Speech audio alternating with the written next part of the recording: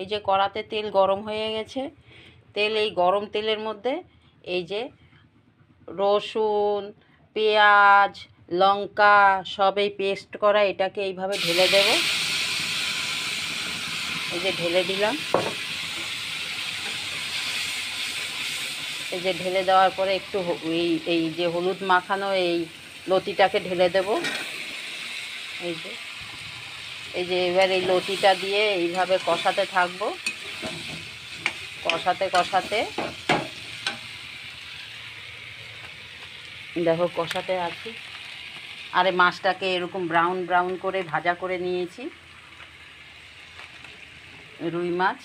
আর এতে এই যে হলুদ দিয়ে দিয়েছি, হলুদ দিয়ে মশলা দিয়ে নুন দিয়ে এইভাবে কষাতে যখন এই একদম হয়ে যাবে, একটু সেদ্ধ হয়ে যাবে, তার পরিমাণ মতন মাখো হবে, সেই পরিমাণ মতন জল দেব। জল দিয়ে মাছটা দিয়ে হাই টু লো মিডিয়ামে গ্যাসের মধ্যে রেখে ঢাকা দিয়ে রাখবো। এইভাবেই মাছ দিয়ে লতি দিয়ে রান্না করতে হয়। মাখো তরকারি হয়ে যাওয়ার পর তোমাদের কাছে শেয়ার করব।